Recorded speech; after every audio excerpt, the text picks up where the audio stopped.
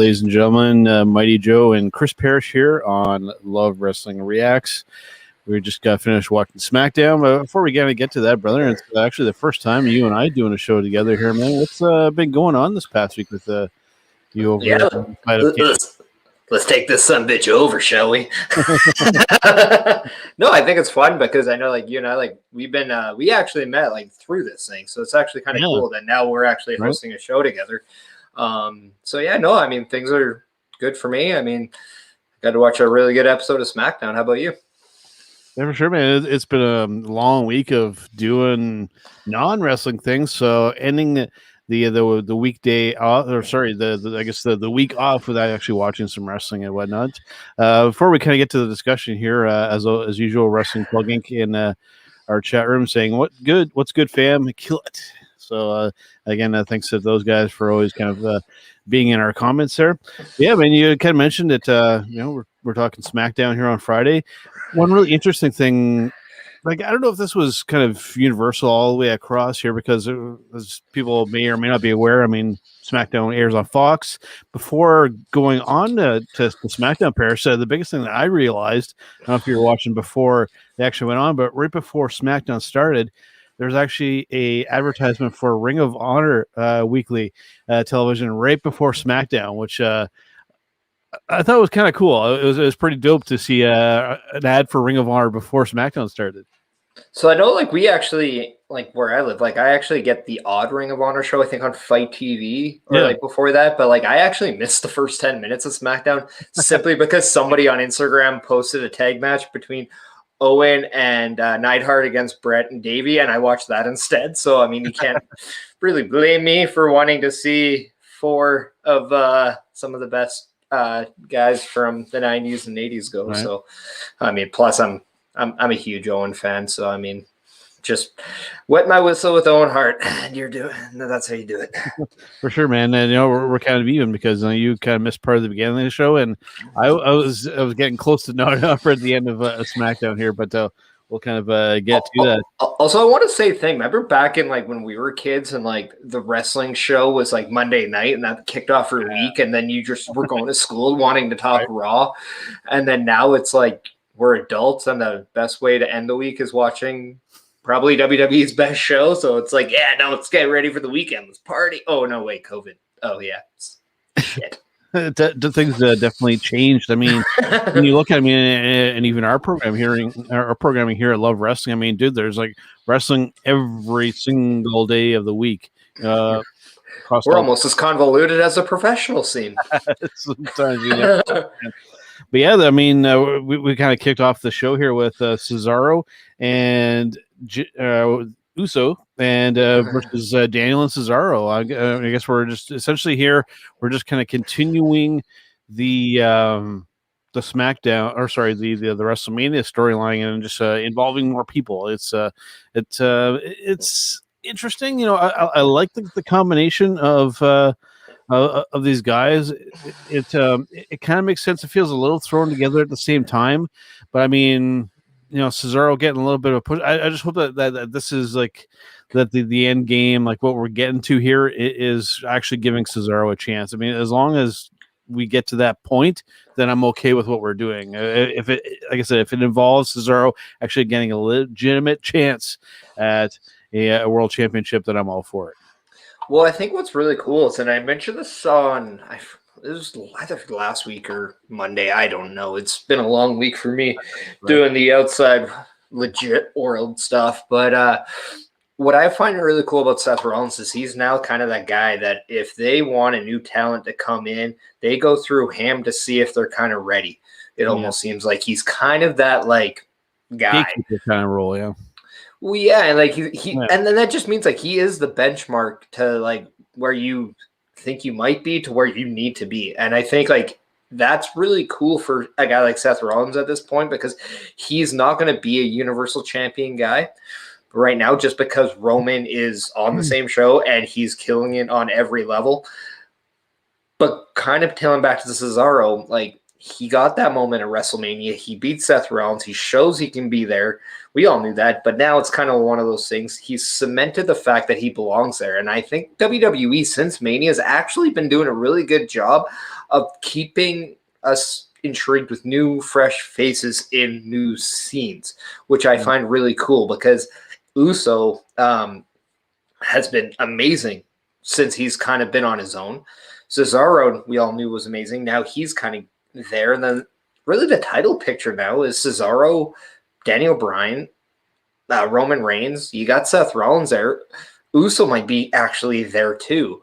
And that's a really fresh scene, if you ask me. So I'm very excited to watch SmackDown now. I will say with these 4 guys, I mean, like you said, they are kind of doing some interesting stuff there. I think that it would benefit even more, though. This is one of those ones where it feels like there would be so much more. Again, I know it's due to what's going on right now. We can't have people in the audience, but with there not being a live reaction from the crowd right there at the time, this could be even better.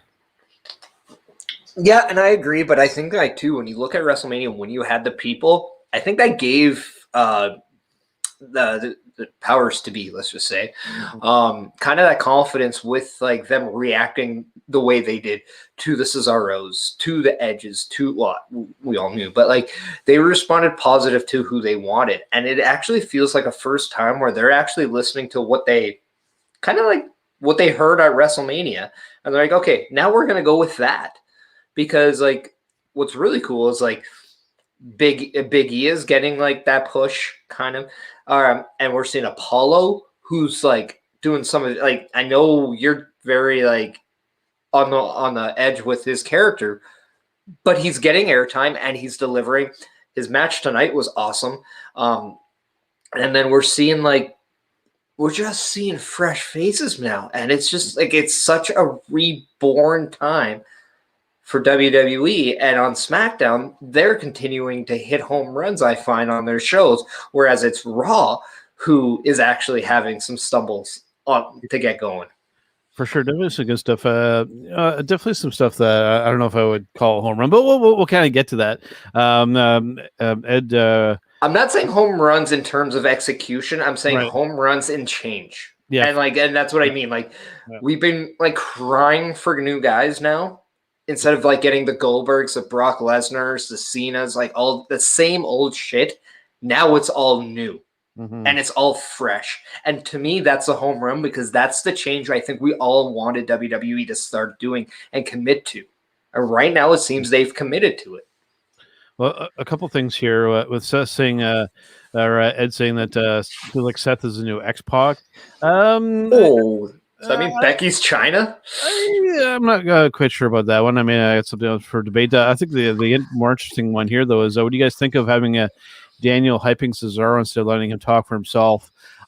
I think for the time being, it kind of works. But I think if they really want to kind of push him over the top, is you let Daniel kind of like keep like chirping for Cesaro to the point where Cesaro's like, okay, shut up and let me talk for myself, and he just like takes Daniel out, and then he just like he's like, no, it's like I can speak for myself. I don't need this little punk ass bitch talking for me. Well, I think too it's also WWE's way of making you want more Cesaro, even though like they want Cesaro. They're just doing it in a way of like, okay, Cesaro's in the picture, but we still want you to have that feeling. And it's like now it's like we just want him, like we know he can talk. He had that great segment on Talking Smack. Don't just let him talk. But it's like now they're always tuning in to see if they get that more from Cesaro, which I think is a really great selling point of Cesaro, which then in time makes him that star because we're all going to be dying when we get that extra Cesaro that we've been wanting and craving. I think this is just WWE's way of doing it. And now they've finally been doing it to a guy we want. Therefore, we're more positive about it. Whereas if they did it with, say, Baron Corbin, I mean, just look in my bathroom, I can show you exactly what I would think about that. Right, for sure. It is interesting. Maybe have forgotten to flush. I don't know. It is interesting that you mentioned that because Cesaro is definitely, I agree with you, he's one of those guys where the fans, whether it be the casual fans, whether it be like the hardcore fans that have been watching since we were children, or your smart mark audience, what have you, Cesaro is somebody that's pretty universally loved and enjoyed by the fans. So the fact that WWE is deciding to push him for now without the audience actually there to kind of organically respond to him is interesting. The fact that they are giving this push at this time. So we'll see what happens with that. Like, I hope that he like I said, I hope that he gets a legitimate shot. And this isn't just like a temporary thing to make people happy and then turn the screws on him. Like actually give Cesaro a chance, please. Well, and it's funny too because it's ever since that Talking Smack segment, it opened our eyes. And then he's flat out said, "I love wrestling," and then it's like, who knew that love wrestling was your source to change? Especially if you go to lovewrestling.ca, right? Follow us on Twitch at lovewrestlingca, all the social platforms where you can get your local breaking news, all the amazing interviews done by Spencer Love. You can follow Mighty Joe with all of his turnbuckle talk, plus the mind behind, plus Quizplex. We got more shit than a bathroom after I ate Thai food, and it is absolutely amazing. So make sure you check all that out after you watch the reaction shows and all of our good live footage, of course. Absolutely. Going from that to amazing stuff there from Mr. Chris Parrish, a seamless transition into a plug. What a great plug. So it's to change segments, eh? Right? It's kind of like I know what I'm doing. Not so amazing, at least in my humble opinion. Wild drinking, by the way. Wild drinking. Nia Jax versus Tamina, the next matchup on SmackDown. And then you just go, dude, this had absolutely nothing for me. I mean, can I say one positive thing though? Reginald's suit was amazing. Yeah. That was the only thing good. A few things. So, number one, the big takeaway now, in full transparency for those who have been following along with me here on Love Wrestling, for those who do watch me over my other show, Turnbuckle Talk, for the longest time, like I said, full transparency, I have never been a Shayna Baszler fan, but I understand her appeal, and I do understand why people like her. Not my cup of tea, but in NXT, she was this badass woman who doesn't do a lot of wrestling. It's just a lot of punching and kicking. But again, that's just my opinion. But others definitely do like her. But this deal with being she looks pretty good in this foursome, though, doesn't she? Yeah, that's what I'm doing to here. That she's just like Nia's like sidekick. Like you could tell, like just visually on her face, like she's like completely out of her element. She's just like, yeah, I'm with this bitch because I have to be. But you could tell, like she wants to be kind of doing her own thing. Whether that is somehow kind of in the storyline, like just visually for myself, because I really, really look at the details on this kind of stuff. Like she just looks like she's not like digging being in this position. Like even outside of storyline wise, like Shayna doesn't look like she like really gives a shit about this. Well, I think it's one thing because she's definitely trying to play her part in this role, but I think too she looks so out of place. She looks so out of place. Yeah, but I think and I can kind of feel for her just from being in the performance side when you're in a position where you have to be on the outside and watch other people doing it. And it may I don't want to put thoughts in her. I don't want to put a thought of saying, oh man, I can do this shit better. But I mean, she may be thinking that, or she may just be thinking, you know what, if I was in there, I know I could contribute a lot more. And she's been on the outside a lot lately, it seems, watching Nia. But I do believe this is going to, I think we're watching a lead to the eventual breakup and turn. It has to go that way. It has to. Maybe not like a term per se, but the eventual breakup of Nia and Shayna. The tag titles will probably be coming off them at some point. It seems like we're going to that way. It I think should have been WrestleMania, and they should have probably played this story prior, and then they could have been we now can have this a Shayna Nia thing after Mania, which I think might have actually benefited them. But at the same time, I think this is going to be really a transitional point for both of them. Because I do have a feeling that they are going to turn Shayna Baszler full-fledged babyface, which is different. No, yeah, but I don't know if the fans still want to cheer her. I think it's a guilty by association. Her style. Her style, even in NXT, her style doesn't lend itself to a good guy. Just not guy. I don't know what I'm saying. Like just somebody who's like you said, the baby face or like whatever term you want to use. Her She could be style that. doesn't lend itself to being a good guy. In a way, it's sort of Austin-esque and let me explain that because I know how that's going to come up.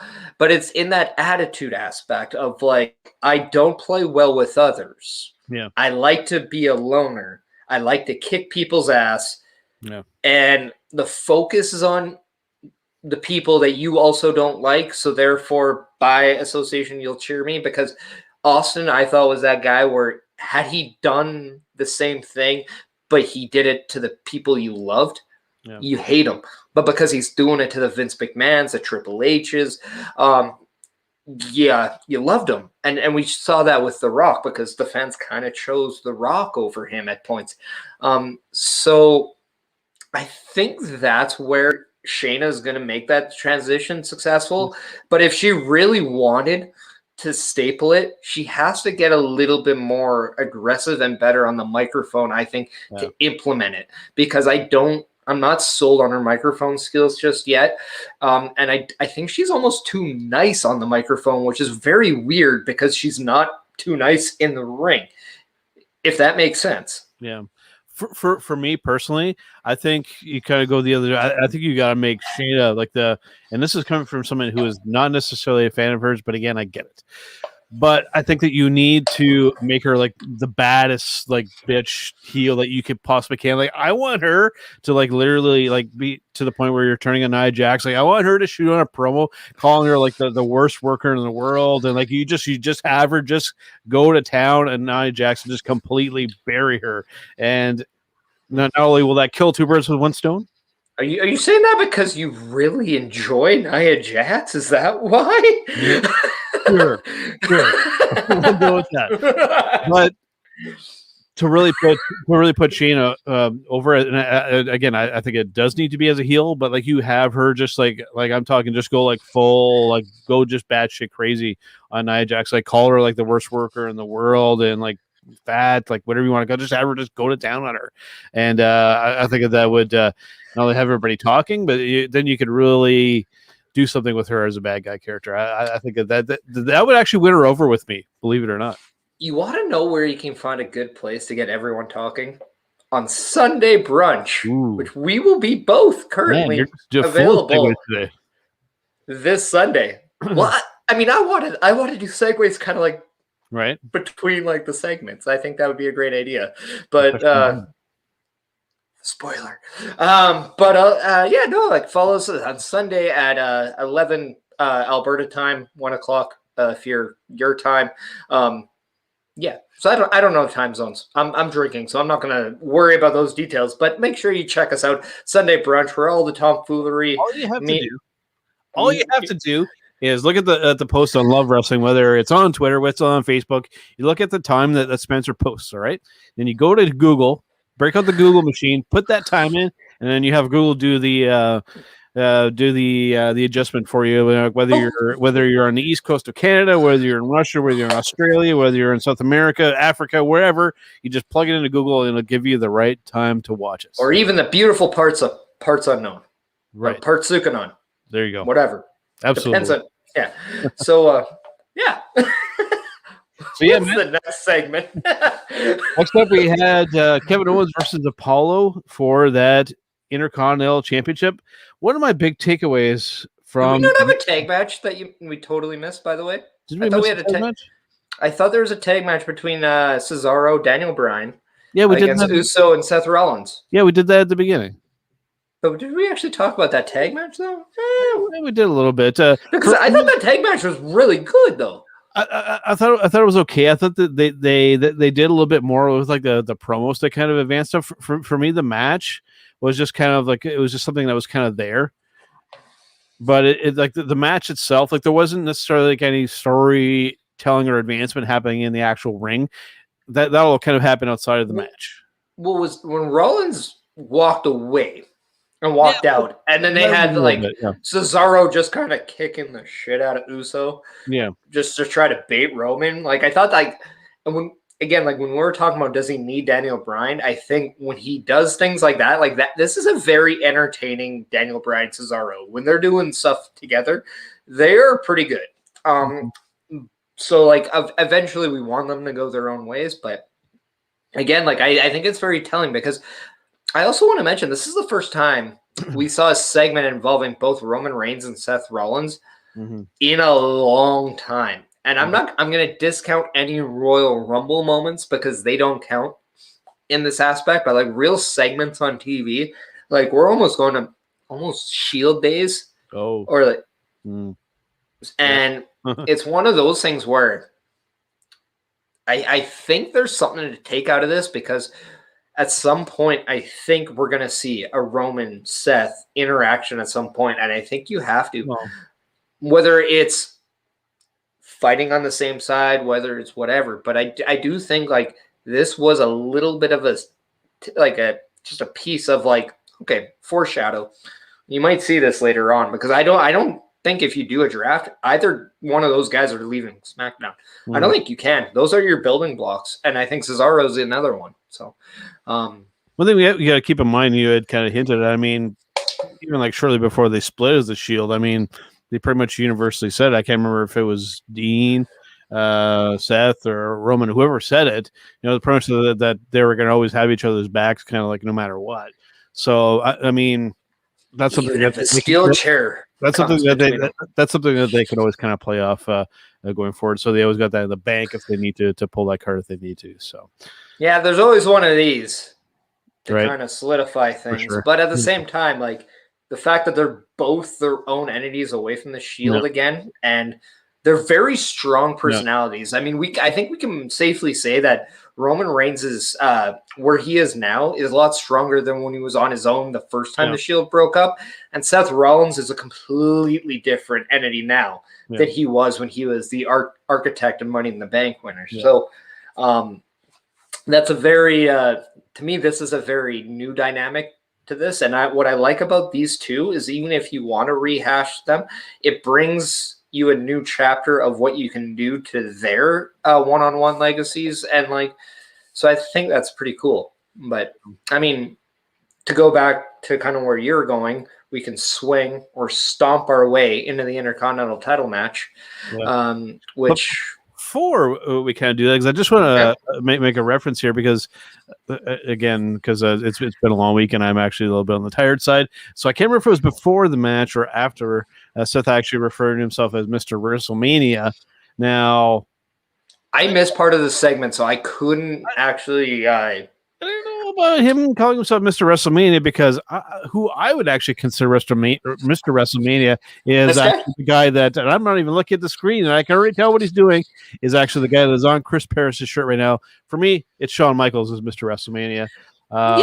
That's going to be tough to beat. Seth with some big words there.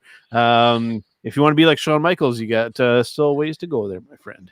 To be honest, though, he's had some pretty solid moments at WrestleMania to credit himself. And if it makes you kind of get a little bit more heat on him for wanting to take it away, then so be it. I mean, hey, it's wrestling. We all steal shit from other people. For sure. I mean, the RKO used to be a diamond cutter. It's all relative at this point, is it not? But still, I mean, that the moment with Shawn Michaels and Ric Flair at WrestleMania, that to me like is still in like top 5 of WrestleMania moments.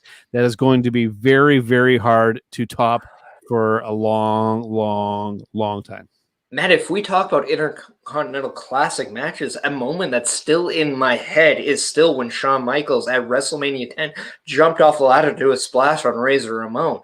That was just still just embedded in my memory that like you just can't take it out because that was such a good match. Not my favorite match of the night, by the way. Yeah, it was the opener. But I mean, with that being said, like, I think Seth Rollins is beginning that conversation. He still has like probably a good decade in him, which a good 10 WrestleManias there. But like, I like kind of his WrestleMania resume when it comes to moments. He's really like stepping on on something when he's calling himself that, because now the next time he's at a WrestleMania and he's still calling himself that, you're watching because you want to see if he actually falls or if he actually succeeds. And if he does succeed, man, we're going to be talking very high of Seth Rollins after that. We'll see, man. Time will tell. But as of right now, Shawn Michaels is still Mr. WrestleMania. You may or may not agree with me. Your results may vary, but we'll see with time. So let's super kick our way into the Intercontinental matchup. This is interesting one that I'm actually really interested to talk with you, Parrish, because for those who maybe aren't aware, of course, you actually wrestle in the ring. And so this is a really interesting thing that I want to talk to you about, because I thought that the match itself was pretty good. I thought that that Owens and Apollo did pretty decent here. I love the slow start they had too. Like you don't see that very often. Just working on a hold and being methodical with the pace. I thought that was a very nice change to the matches going on. The stuff with that Commander Aziz, I thought that they could have done a little bit more of that. But the real thing that I want to kind of get to is that there were a lot of kickouts in this match, and I mean a lot of kickouts. And one thing, again, for those who maybe aren't aware, I'm somebody that really kind of goes to the finite details, and I like to really kind of break down the technical aspects of professional wrestling. Given that you're a worker in the ring, Parrish, I want to pick your brain on this one, because it's something that really stood out for me in this match. To the casual observer, the casual fan, maybe not so much. But as somebody who's been watching for the better part of 30 years, this is something that really stands out and still kind of bothers me.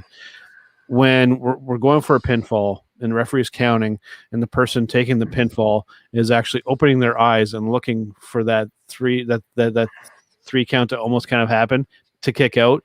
It's something that really kind of takes me out of that believability that pinfall is about to happen. When you see the guy taking the pin, actually looking at the referee for the start of the 3 count to kick out. There are some that are very blatant at it, and it really stands out. There are some really good examples. Are like Christopher Daniels, AJ, an awful lot of Impact guys, really good at making. Dude, this guy's pretty good too. I mean, there are some that are good at making it look organic. Make it look like they're actually like legitimately kicking out 3, whereas you have those that are almost kind of waiting for it to happen, and actually physically you can see their eyes looking at the referee to then kick out on cue. It's something that can really take me out of a match. Now, is this something that you actively do in the ring, or explain this a little bit to me? So there's kind of 2 ways you can look at it, because there is your way, because there is sometimes people are just running through the motions. Let's say. But then there's also the heels, and I have done this, where it's like, okay, if I have 3 seconds to recover from a move, and I can time myself perfectly to kick out at 2.9, I'm giving myself an extra bit of time to rest between the move and things like that. So it's like, if I know I'm going to kick out, what's the difference from kicking out at 1 to 2.9? You're still not losing. You're getting an extra second and a bit of like rest. So it could be a smart play. Good, like, and again, it's always going to go down to execution. And if you can make it look good, then it's going to be believable, right? But at the same time, what I do like about it with all the pins, it means that these guys, especially in a title match, let's also point that out, in an Intercontinental title match, both guys are going for a lot of pins, which means they're trying to win the match. They're very aggressive for that, which means that winning the Intercontinental title means something to them, that they end up going for these pins a lot, which I thought was a good part of the story told, because in these title matches, you should want to go for the win as much as you possibly can. So, like, and not one of them are really true submission guys. So, like, the pins were really, like, we all knew that this was going to be a pinfall type of thing. So, like, I like that aspect when it comes to this, because I actually saw a pinfall, and it was Apollo pinning Kevin Owens.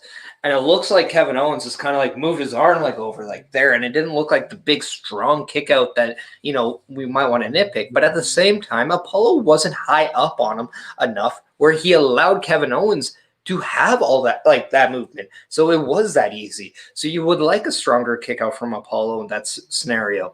So it's like, you looked at Daniel Bryan and how he covered. He's all the way back on the chest. He's putting as much of his weight on his upper body because you're kicking out with like that part of your body. So, I mean, it's the little things, but at the same time, like those are things that I like a heel to do. You're actually making a little slight of a mistake to keep that baby face in the match and like whatnot. So as a fan, when you're watching it, you're kind of like, yes, he's still in. Let's go. Come on. Like you're kind of giving him like that little bit of a hope again. Because really, that's what a good kick out for a baby face does. It brings you back hope. It's like, all right, it's not over.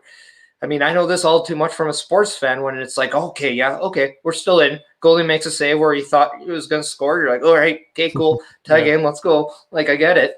I'm a Saints fan. Trust me. I get a lot of these, and I'm just like, oh, mother. You know, like, it all depends on how you perceive it. Like, I think, like, you and I can both be honest with this, that when it comes down to it, we sometimes overanalyze things. For sure. We don't go back to like our simple roots of just being a fan and just enjoying it. See, and for me, I'm glad you made that point because for me, when that tends to happen is like when I'm watching a match and when I'm really fully invested in it, then I stop kind of overanalyzing it. But when that situation tends to happen where I really start kind of breaking down moves, it's because I'm not really I haven't really gotten absorbed into the match, so I'm having to kind of like pick things apart because I'm sitting there watching it, and so I got to do something, right? So I'm overanalyzing and I'm breaking down moves. Whereas if I'm really truly fully invested in a match, like whether I'm watching Kenny Omega and Okada, or whether I'm watching $1 Million Man and Jake the Snake, I'm not breaking down moves. I'm just enjoying watching the guys work in the ring, and everything else just kind of melts away.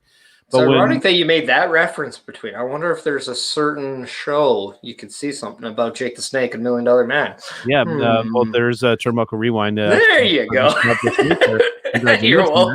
You're welcome. Somebody's paying attention, still kind of awake. But yeah, man, for me, that's when it tends to kind of happen. When you find me kind of overanalyzing a match, it's because I haven't become really fully invested in it.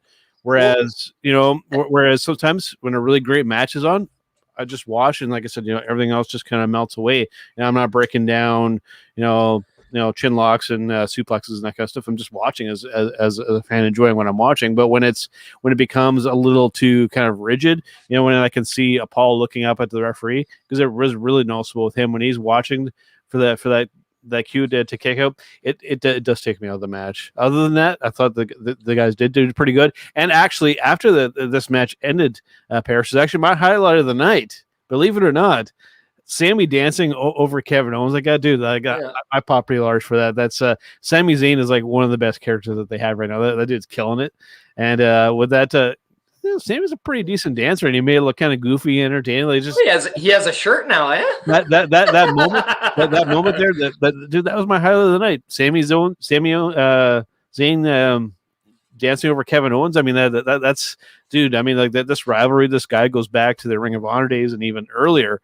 And I'm glad that they're still kind of going with it and still planting those little seeds. They're still messing with each other, which I still like, right? So and that's what I'm saying, like too. But the one point I want to make sure I say, like we're not like young kids anymore, right? So like when we're young kids, you're not. I got gray hair. I'm getting gray hairs already, dude. Yeah, I know, and I'm finally growing. Right. Stuff. It's fantastic. It only took like 20 years, but still. Actually, no, I would have been. Yeah, I was not growing anything hair-wise 15 other than my head. Too much information. Anyway, the point. The point is, like, when you're a kid, though, it's really easy to latch onto something and really become a fan and, like, get invested in every little detail about that one thing, right? Like, when we get older, we kind of look at more of the broad street things. Like, our knowledge becomes more enhanced of, like, what's going on. Whereas when you're a kid, like, that's just it. Like, so, like, when you're a kid, like, you were more passionate about a certain wrestler than you probably are right now. Is that an accurate statement just for you in general? Yeah. So like my point then is like we're not like if hypothetically like Kevin Owens was your guy and he's like everything like you just watch whatever Kevin Owens does. If he was to kick out, it doesn't matter if it's a weak one or a good one, and it's in a championship match, you're ecstatic. So like, and that's just what I mean. Like it's those little things that when we don't have that investment to a character, they don't mean as much because of that. But doesn't mean that it's not there, because what's the problem is just our investment level to what's going on.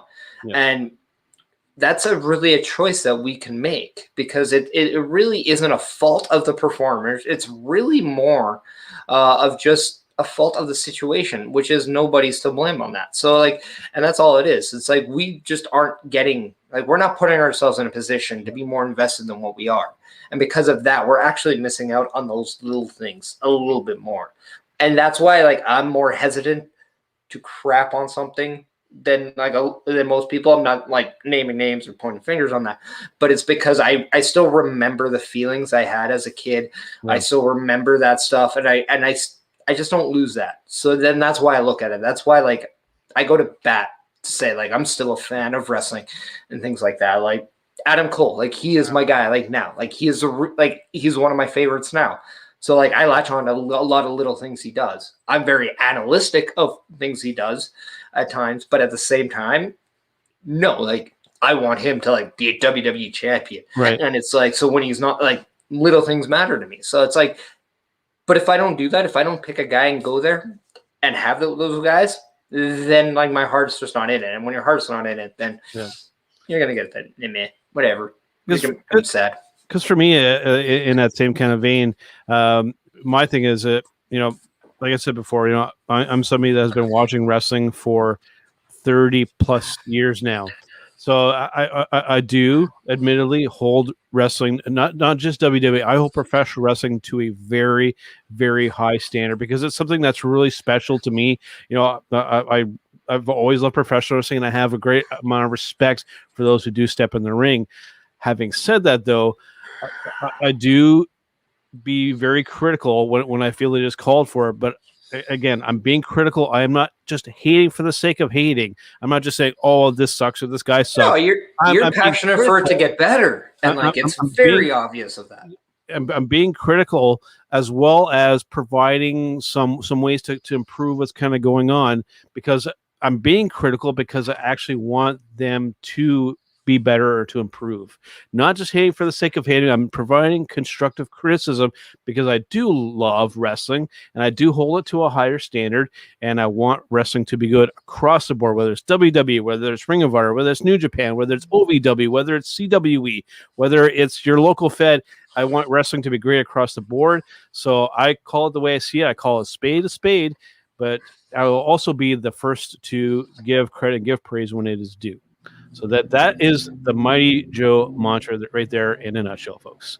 I'm also going to say the new design of the Intercontinental title is actually starting to really grow on me. Still not on me. For me, and like it's good. This is actually you're starting a segue that I'm going to run a little bit with, because the one thing with the Intercontinental title is it's almost kind of the honorary kind of Canadian championship, because there have been a lot of great Canadian professional wrestlers that have held the Intercontinental title. So it's one of those ones where it's still near and dear to my heart. I still love the traditional Intercontinental look. It still kind of grows on me. And having said that, speaking of Intercontinental champions, one thing that they did hint at, because I got mentioned at the top of the show, they did an advertisement for Ring of Honor before SmackDown, but they also did a commercial for very cool things that I hope everybody's going to check out. An E biography of my favorite professional wrestler of all time, Mr. Roddy Piper. Dude, I can't wait to watch that, because you can bet that whether it's on here or whether it's on Turnbuckle Talk or Sunday Brunch, like, after that airs, it's going to be talked about somewhere, because I can't wait to see how that kind of goes, because like I said, Roddy's the man, and he's my favorite of all time. So it's actually funny, because like when I started saying that, and like I knew you had something to say, so I just let that happen. I was actually going to that's exactly where I was also going to go, because like think alike, my friend. So yeah, so that's really cool. And I do think now we're seeing more of an emphasis on that title now on the SmackDown. Like when you're seeing an Apollo, when you're seeing a Big E. And I actually really like the backstage segment between Big E and Kevin Owens. Just all the, the laughing, but we're really serious, like it should be mine. Yeah, it should have, but it's not. That was a good interaction. And even after, with Big E going after Apollo after that, I popped pretty large for that. Big E, I'm glad that he's still kind of involved in this. And they had him just take out Apollo. I thought that was really cool. I'm a Big E fan. We have a scene now Like, and that's just it. There's multiple people fighting over this title. That's what makes titles relevant and meaningful, is when you have stuff like this. And they're doing a great job. Sami Zayn reiterating on commentary how that's still my championship, which means he still wants it. Apollo Crews is a champion who's very happy that he's the champion. He believes that, like, he is the title. And, like, I love it. I just love the new confidence that this character is bringing him, because it's amazing to know that he's been in the company how long, but within a year and a half, he's been U.S. and Intercontinental champion, and those are the only two titles he's had in his WWE run, including NXT. Yeah. So it's actually amazing that this is the most we're seeing of Apollo now, and he's just there. And then we have Kevin Owens, then we have Big E, it's just refreshing, and I'm really gonna just hamper on that word to see these things again, because it's great. And I wanted to use that as a segue to the tag titles, because they are starting to mean more now to me on SmackDown. When you have the Dominic Mysterio, the Rey Mysterio, who against the Dolph Ziggler, Bobby Roodes, the Otis and Chad Gable, who actually to me are starting to become a very good tag team. Yeah, like we'll get to that. They're starting to click though. So like now it's one of those things. Like it's amazing. Like Chad Gable, like just having him on TV does better for everyone because he's so good. And then it's funny because, like, this is the first time I've ever seen Ray not take the heat in a match. It's been a long time where he's like, nope, it's not me. I'm the stronger guy on the team. And it's like, that does not happen very often. But then you also have Ziggler and Rude, who are champions, Street Profits. There's a scene in there now. And it's again, refreshing because now the titles matter. Roman Reigns saying no. Those things matter. SmackDown is killing it right now. For sure. One thing that I do want to make note of, and this is necessarily a hot take, but it could potentially be an unpopular opinion, but I want to kind of get this out there, because one thing I do want to caution WWE, because it is something that they have been drawing attention to, and I think that they need to tread carefully here, because with Big E, with Apollo, with Bianca Belair, like they've really gone out of their way to let them know, this is all these firsts for these African Americans and the wrestling in these moments. They need to be careful with continuing to kind of push that, not agenda, but to push saying that, because it actually has the reverse effect with a lot of people, because you're saying, we're doing this is a first, this is a first, this is a first with African American people. You're just drawing more attention to yourself that you're so late to the party with doing that, because everybody else has already done this. You're just actually you're just admitting, we're doing this now to kind of appease everybody, not because it's something that just happened organically. We're really, WWE is really late to the party on this, so just don't necessarily like rub it in our faces. Yeah, we understand, that they're doing these things, and it's fantastic. It's cool, but just say, they're just they're males and they're females. We don't need to constantly mention that they are black or African American or whatever term you want to use, because they're not the first to do this. They're letting out, we're doing this first, so this is so, whatever, like, however you want to word it. Just don't push that too much, because I get it. It's a cool moment, but we're late to the party with this, and like I said, it draws more attention that WWE's late to doing this kind of stuff. I'm also going to reiterate not reiterate. I'm just going to say this: the world of WWE only cares about what happens in the world of WWE. Oh, for sure, we've known that for a long time. If it happens outside of WWE, it doesn't happen. But here's also a comparison I'm going to make. WWE is the federal government of professional wrestling, because the audience are the taxpayers. They're the people not in power, so to speak. They see the problems happen, and they want the federal government, which is WWE, to make change, but it takes them longer to make change for whatever reason. Let's not even go into details on that. Yeah.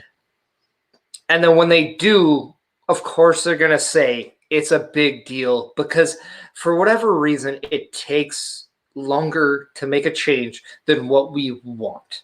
And I'm also going to use this as a time of saying, thank God we finally got a step in the right direction with the whole, I don't want to say conclusion, but with the whole George Floyd incident, because that was a big deal. And the cop, or who was part of it, getting found guilty, that was a big thing. I think that's what WWE right now is really kind of trying to imply here. It's like they're trying to capitalize on what people are thinking in like the States more so than anywhere else, because let's face it, they care more about what happens in the States than anywhere else.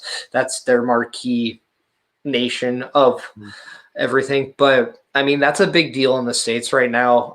It's a big topic. It's very much a big thing. So really reiterating that, I think, helps their viewership, helps things like that in the States. So to an extent, to a certain extent. I honestly don't think we in Canada, and I'm going to say, like, I don't see it as big as other places do. Yeah. I just don't understand it. I don't get it. Like, I'm not involved.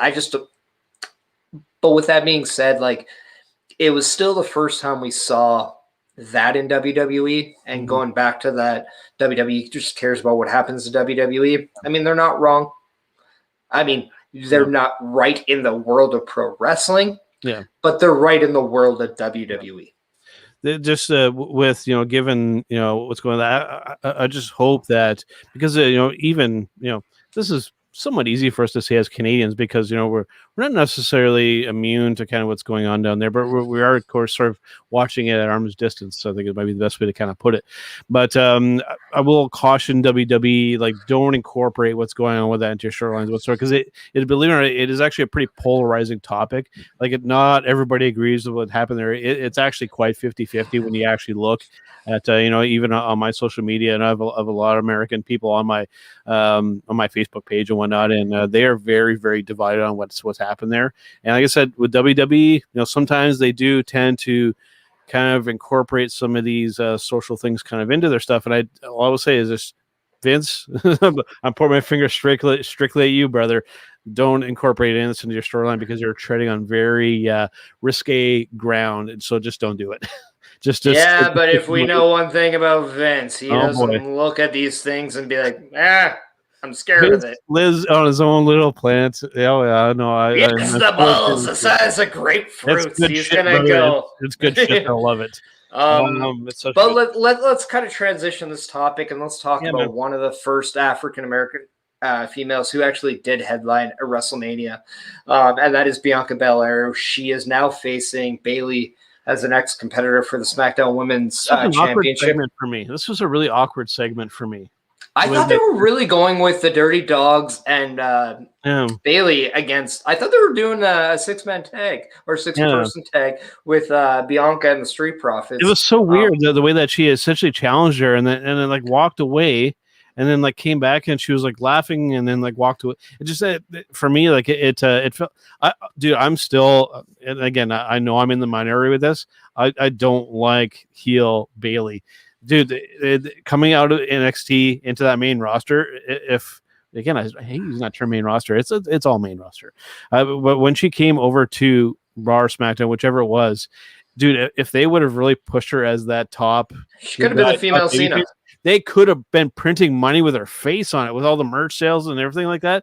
I really felt it was a drop all when they made her a heel. But I digress. See, like, I always thought like Bayley could have replaced the Cena part of, like, being like a kid's favorite, to when they then like, okay, now we can actually turn Cena full-fledged heel. She could have been like Cena, where she gets booed in this one place and she gets cheered in this one place. She's somebody that could have been like, just depending on where they go, she would have got booed or cheered depending on how they felt about her. She's somebody that you could have played that used that same dynamic with. But with that being said, I'm gonna like kind of go back to the segment we saw with her laughing at it. When you are Bayley and you've done what you've done, in this, and then you look at somebody like Bianca Belair, and I'm actually putting yourself not just like in what we see as what their potential is, just like as their characters, you're gonna look at Bianca and be like, Okay, she's done this once. Got lucky maybe at WrestleMania. Okay, Right. I held that title the longest anybody has ever held it. I've done this. I've done that. I've done this. You face me, I'm going to squash you. That's probably her mentality. So she's saying these nice things, and then she's laughing because she's like, cakewalk. And I think that, like, where they're going is they're going to have – it's slightly like an elevated way of like when Sasha was always calling Bianca a rookie, which I didn't really like that. I thought they were better than – but needless to say, it's like now she's a rookie who became champion. So now she's fresh on the scene as number one. It's kind of like when Randy Orton won the title, right? Like it was like, something's off with this. Like it's not completely like right or believable. Like, something's going to happen or whatever. But now it's like with Bianca, now she's trying to prove herself as the best, you have the championship, like you got a chip on your shoulder. You got to have these, you just got to be here all the time now. With Bayley, it's like, I think she's really going to grow more by working with Bayley. And I think the whole idea with her laughing, you're going to see more people want to emotionally connect with Bianca because of that. And I think that's the whole intent. I honestly think this is more to help get Bianca up than it is for Bayley to go there. Because let's be honest, Bayley's always been used as that pedestal to help transition new faces in the women's division. She's always been really good at that. She's a very good teacher in the ring. She's very good working with the younger talent. So just let this marinate moving forward and seeing where it builds to. I definitely agree. And that, what a word, marinate. And I definitely agree. And you had mentioned the word face, and I will caution WWE to don't turn Bianca heel. They've been turning so many of their talents heel. Like it's almost become kind of lopsided. You don't have an even amount of baby faces and heels. It seems like every time one of these baby faces gets themselves over, it's like, oh, we gotta turn them heel. That'll be good shit, bro. It'll be such good shit.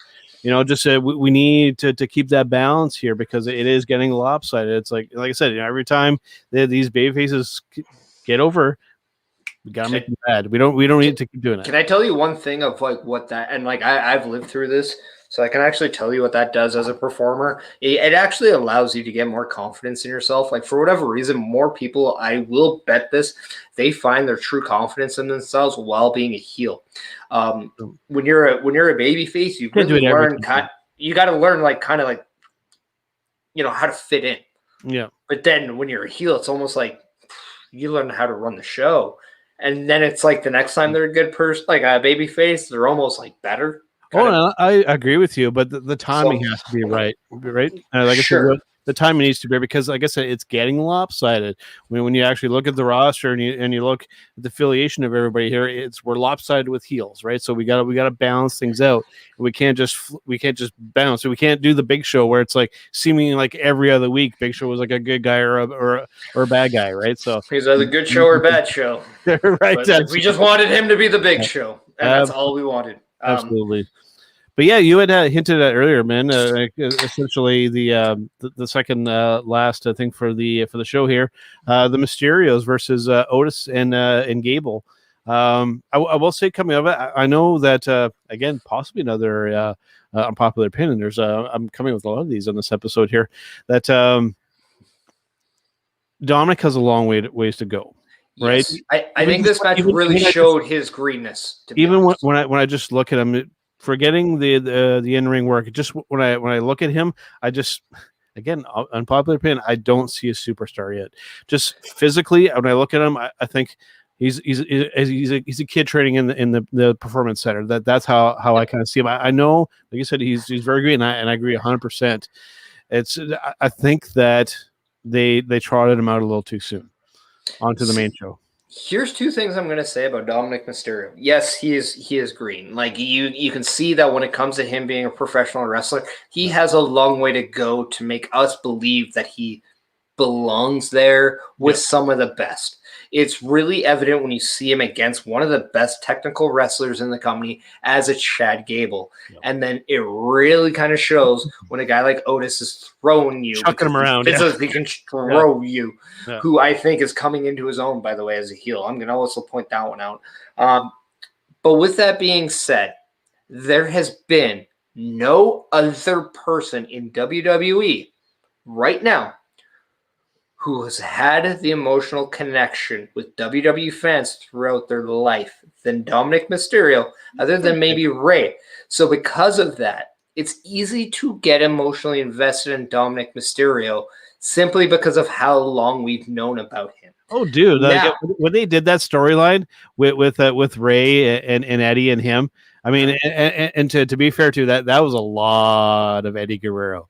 I mean, he like just go back and watch that era and that storyline. I mean, like Eddie but was now that kid is tagging with his dad in the it's WWE. freaky, right? Like that's a story. It's a really good story. That's a story that a lot of sons who feel they can do something with their dad. Like that's an inspiring story, and that's something we have to really take in. Imagine you have a child who eventually you can share what you love to do with that child and succeed and do something together. Man, that's a very positive story and message. And the one thing we know about Rey Mysterio is he's all about sending positive messages with what he does in pro wrestling. So I think a lot of people are going to be pulling for the Mysterios to become tag champs at one point because when was the last time? Because it is tell that story because it is a good one. It hasn't been done. It's a father and son as tag team champions. It hasn't been done. It's insane, and it's Rey who arguably might be better now than he's been. It's insane how he doesn't sleep. He's gotten faster. He's gotten better in the ring. It seems like the guy. If Randy Orton's the best in WWE, Rey Mysterio's number 2, in my opinion. You got to tell that story. You like I said, you have this organically built-in story with the father and son thing. Tell that story. Don't have Seth Rollins pulling a fake eyeball out of Rey Mysterio's head when you can tell. I mean, anybody with a half a brain in their head could see that was fake as hell. And I hate using the F word in professional. I absolutely hate saying it, but it looked fake. Don't tell that bullshit side story. Tell the story of the father and son trying to accomplish what has never been accomplished before. That's the story, not this other BS. I mean, and here's the thing. Like, what if Dominic Mysterio ends up being the guy, like, you know what? Like, because he's in the ring, he's like the fresh face. He's not the most established. He's the reason why maybe this thing kind of has like that rocky start before it can get going. And then all of a sudden, maybe they put it together. Just like already it's an emotional, organic story that you want to kind of get up on. And like, that's what I love. And like, the only way he's going to get better is by doing it. Like that's really the honest part. So even though, yes, he does look like he's a step behind a lot of the talent, because let's not sugarcoat it. WWE has very good professional wrestlers working for them. You had hit on something because you had hit on something, Paris. And I want to go on a side topic with you because we're on a roll here. We're having a good episode, and I want to explain this with you, okay? Because you had mentioned that this is professional wrestling. Okay. Daniel Bryan said it this week. AEW, they constantly push it and shove it in our face of calling what is happening out there fights. I hear Excalibur saying all the time. I've been hearing Daniel say a lot. Oh, we're going to come in here. We're going to have a fight. Oh, here this evening, we're going to fight with these two guys. This is what's happening here. We know this is a professional wrestling match happening, but yet they keep pushing this and calling these fights. I have never liked that.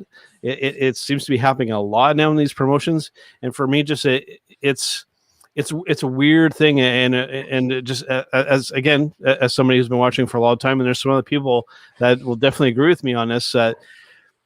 Why are you calling this like a fight when we know what it actually is? But you're trying to tell match. It is a wrestling match. Stop calling it a fight because it is not a fight. Okay. Here's also something I'm gonna. What maybe pro wrestlers between themselves, like here's the thing, like we're trying to escape into a different reality with pro wrestling, right? My room has gotten a shitload darker, by the way. It's nighttime, folks. Well, it really isn't. It's just like I don't have my like room light on, and I because I thought the outside light it's failed me now. However, what I like is that in the wrestling realm, you're kind of like putting yourself in a position of like those like the characters, right? Maybe within those characters, it's a fight to them, and what their meaning of a fight is different from an audience who's able to watch MMA and see what their version of a fight is. That's kind of what I mean. Like a fight can be always different. We've gone to school. We've seen some pretty shitty fights. Oh, absolutely. But they were fights. Yeah. They were really bad ones, but they were fights. But like it's all like it's really. I think that's something we also have to kind of get in. It's pro wrestling, yes. Yes, they have matches, but maybe like their matches to them are fights as well. And it's like one and the same. Or maybe it's like maybe not one and the same, but at the same time they have a different like man, we're trying to like you're trying to like say like the things like you said, like we're trying to make things bigger than what they are. We're trying to change your opinion on things and things like that. So it's like it's entertainment, but at the same time you want to believe in these characters, and if they don't believe what they're in as a fight, how can you believe in what the fight? So like and like you have to like if they believe they're in a fight, like we got to take our opinions of what like a real fight is, because we've seen Brock Lesnar fight in the UFC. That's not a fight in WWE. Yeah, no shit. An apple's not an orange. We know that. Less is more with this stuff, Parrish. But at the same time, less is more. Like perfect example, right? This most recent episode of Turnbuckle Rewind.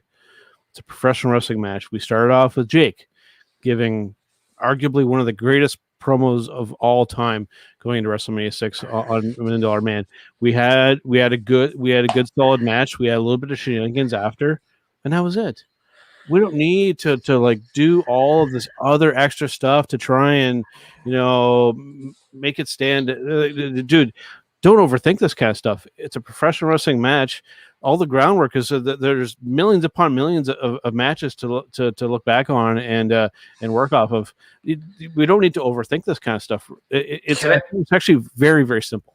I'm gonna say this, and I'm gonna see what you think. Yeah. If what you're doing is a contested thing inside the squared circle, and anything that happens outside of it can result in an ending of what you're doing, it's a match. Yep. In the rules of pro wrestling, that's a match. But if you can take the action outside and it continues, and then anything is legal, then in pro wrestling, that's a fight. That's a pro wrestling fight. You can make that right. Yeah. And like, so if it's not contested in the traditional rules of a wrestling match, I say it's okay for it to be known as a fight, because in their terms, it is. But if you have the traditional rules inside the squared circle where a count out and all those things apply, it's a wrestling match. And that's where I think the difference between a wrestling match and a wrestling fight can be. Well said. I'll meet you halfway on that. That was well said. All right. Cool. All right. So this like I said, I know that Dominic can get there with the time, and I'm glad that he's actually putting in the work. Like I said, it has a long ways to go, and there could definitely that's a kid that's committed, man. Like and that's something I still give like. Yeah. I'll eat crow on that. I give that to Bad Bunny. He put in the work. Yeah. At the very least, he showed dedication. Dominic Mysterio is making this his life. Because he could just ride off the coattails of his dad. He could if he wanted to. Well, and here's the thing. He's also learning from all the greats. Because he learned how to cut a promo from Eddie. He learns how to like move like a Rey Mysterio. But he's also learning from everyone. This kid is going to be good. But it's going to take time. Some time. Yeah. Just imagine what he's going to be in 10 years, because look what Randy Orton was his first year, and then put him after Evolution. Completely like night and day. Right? Like the evolution of Dominic Mysterio is going to be such a thrill to watch. I hope so. And and like I said, he could just ride off the coattails of his dad and just go out the name. But he doesn't want to be another Nia Jax. So you can tell the kid he wants to be something good. He doesn't want to just leech off of that legacy, right? Like I think that she does. But I guess that's open to interpretation. But a dad who just wants to work with you. We could spend the whole episode talking about her. And that's just the thing too. It's like with Rey Mysterio as your partner, and he's at a point in his age where he doesn't have to be the guy. And I don't think the company needs him to be the guy. But he still is one of the biggest draws. Like it's just so good. Like he's only propelling his son And like because of that name value, it's like why really Matt and Jeff really couldn't ever escape each other. It's because of that Hardy name. If one of them shedded the name, then maybe, but it was still like hard to imagine any one of them not being a Hardy. So, yeah, it's going to be amazing. And plus, like now that Dominic actually has gear that matches a lot of the Ray stuff that we know, like man, like just the commitment, just like the little things to me, like I'm invested in where we're seeing Dominic Mysterio go. Yeah, he's going to look very amateur-esque with certain guys, but at the same time, man, that's how you get better. I'd rather fail against a great than be the best of a guy who doesn't belong. For sure. So for the last bit of SmackDown here, Parrish, I'm gonna you kind of let us know how the episode kind of ended here, because in full transparency, I started to nod off at this point. So kind of let us know how the episode kind of ended here. Yeah, so like after the tag match, we saw like not Seth Rollins, we saw Cesaro and Daniel Bryan come to the ring, and they pretty much said, "Hey Roman, come out. We're waiting for our answer. We want to know if Roman Reigns will accept Cesaro's challenge for a WWE Universal Championship match." And he's like, "And guess what? If you don't want to come out here, we have no problems going back there and getting our answer," which I thought was great that Cesaro was the guy who said that. Because in the earlier segment, we had Daniel Bryan talking a lot for Cesaro. So like we got kind of Cesaro being the aggressor in that, which is really nice. Roman Reigns, Paul Heyman, Uso comes out, and I don't say Uso because I want to say it's Jay. It's Jay, right? I think so. I always get the two mixed up. Yeah. Twins, Basil. Both. So they come out, and Roman Reigns flat out says to Cesaro, "You want to challenge me? Who do you think you are? What have you done? You want to put up what you've done? Look what I've done." My answer is no. It does not matter what you... No, just kidding. He's like, my answer is no. He's like, you don't offer the challenges here. The tribal chief is the one who offers the challenge. You know who I challenge?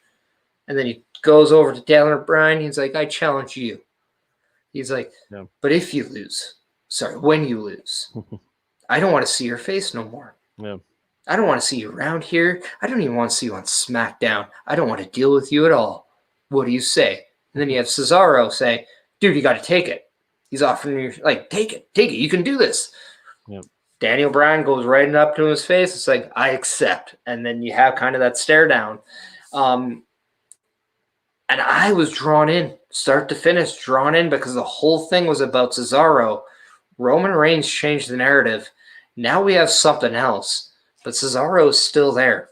What do you think, do you think that they're going to pull the trigger and put the title on Cesaro? Do you think?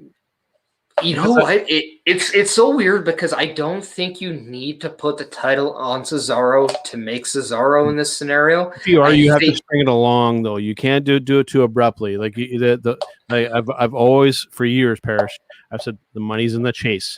When you can have that babyface chasing that heel for that title, exactly what I think. All we're doing is extending this chase. You have to, yeah. But and here's something I'm going to throw because it completely just came into my mind when I was watching this. What happens if he ends up giving Cesaro a chance? They have this amazing match because we know they're going to have a good match. Like that's inevitable. But what happens if Roman Reigns goes over and he continues this? Because I believe that the Universal title on Roman Reigns right now, the longer it's on Reigns, it's the most dominant title in WWE because he's making this title the most dominant and prestigious title in the company. How crazy is that? How crazy is that seems to be in the WWE title? It's like the title that got laughed at when it became inaugural and title at creation. Yeah. It all, man, if that doesn't show you how good Roman Reigns has been right now, I don't know what does. Like, I really don't know what does because you've seen the list. Everyone thought Edge was going to win on the 10-year anniversary of his retirement or Mania. No, he stacks them both down. It was a statement. Roman Reigns is the most dominant champion WWE's had that's not named Brock Lesnar in the last 10 years. That's a fair statement. I would definitely agree. And then if, hypothetically, Cesaro then goes and wins a Money in the Bank, calls his shot, just like a guy like CM Punk would, like, would I call it? Or like John Cena. Better yet, John Cena calls his shot. He doesn't just do like a random match. No, he's like, I want to challenge you. I'm going to use this, challenge you. Boom. Right? That could work. And then he wins it there, or like he has to put something on the line. Like all the chips are against him if he loses. And then that's when he pulls you out. Like, man, it goes back to that Daniel Bryan chase where you thought he had it at SummerSlam against Cena. Orton cashes it in, rips it away. He had the Triple H turn, only for him to then change a company's direction. And he wasn't in the Rumble, beats Triple H, beats Orton, and just an amazing natural story. I do believe that they could be doing this with Cesaro in a different way, because I think now, after they understand that Cesaro is a guy that the fans want, they heard it at WrestleMania.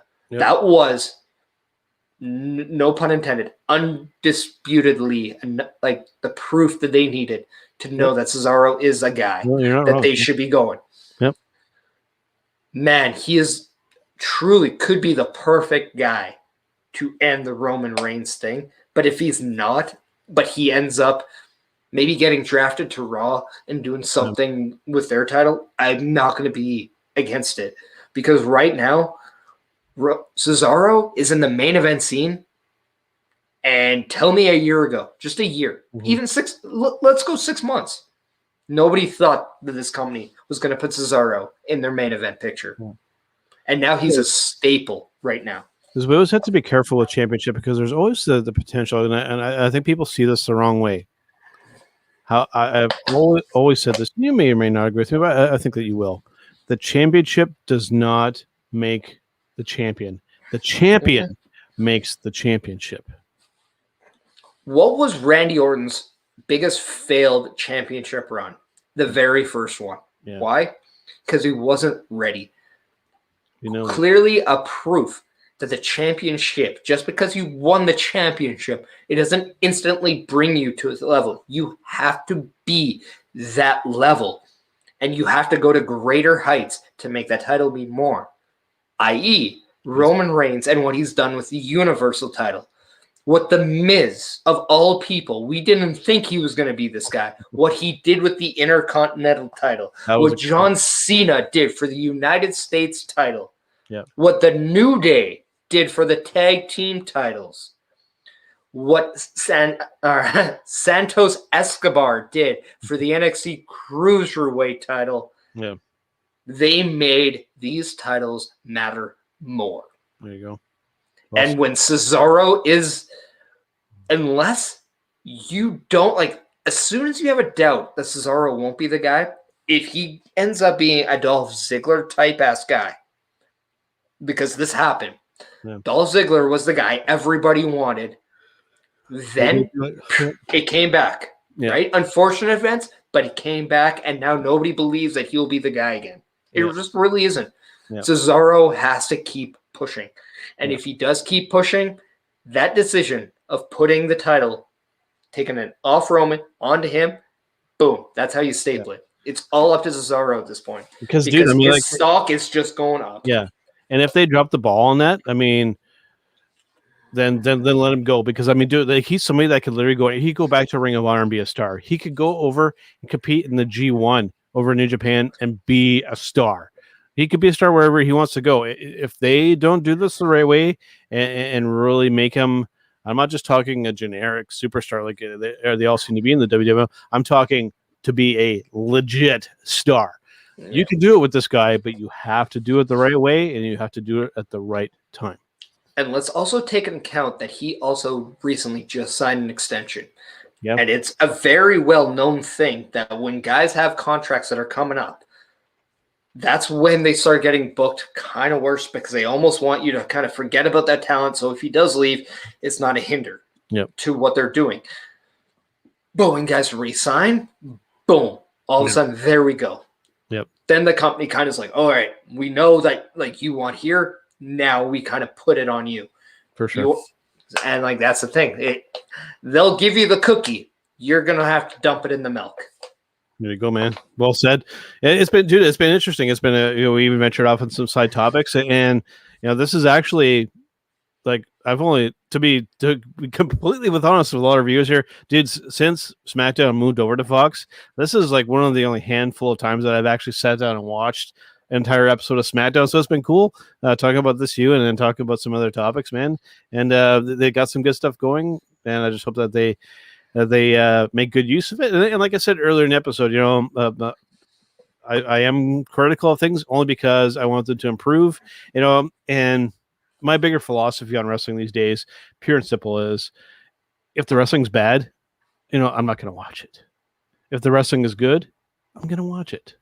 So make the wrestling good, and we'll have a happy Mighty Joe. But if you mess it up, I will critique you for it. Only because I do want you to improve.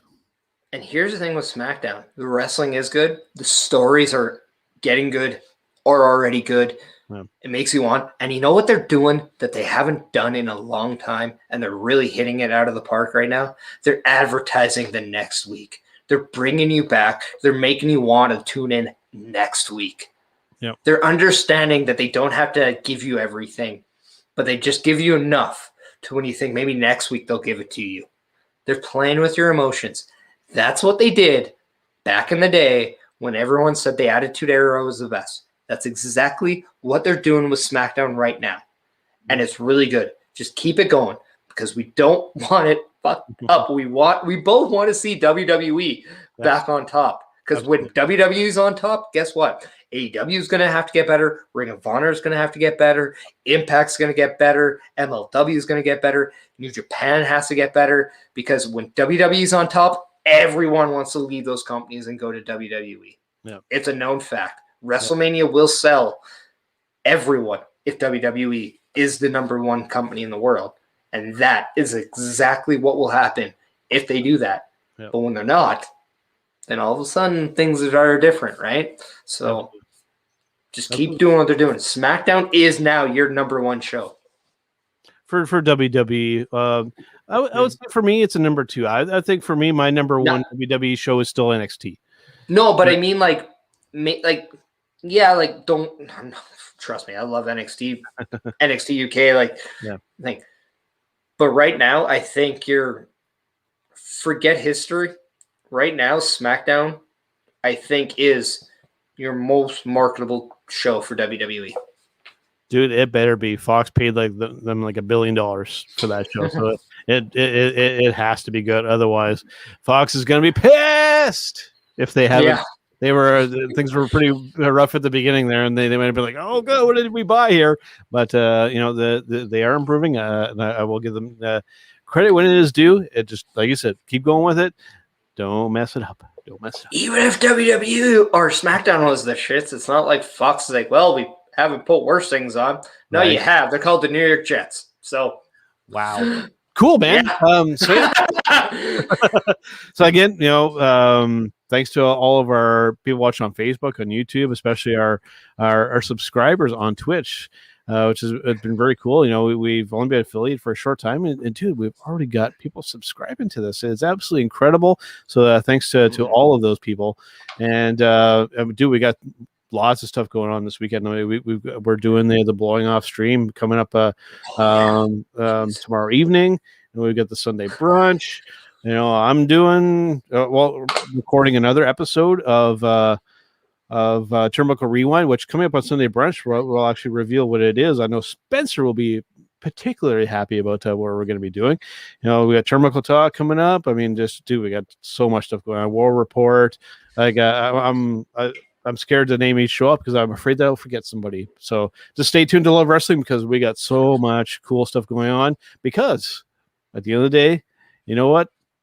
We love wrestling. At the end of the day, we have a list that makes Jericho jealous. Absolutely, man. All right. I just want to say, without the viewers, this thing really wouldn't be taken off the ground. So we just want to thank everyone that has subscribed, even tunes in. Don't think you have to subscribe. We just really appreciate that you do because It's the little things that go the longest ways. But we're just happy that you're tuning in. You're choosing to spend your time. I love wrestling. It matters so much. Like, we are so appreciative and happy that you do that. We're doing this for you guys. We're doing this because we love wrestling. Joe, thank you. It was amazing to finally just do something with you. Right. And let's take it home, brother. Absolutely, man. It's been a pleasure. Thank you, Parrish. Thanks again to all our listeners and viewers. We'll see you guys on the next one.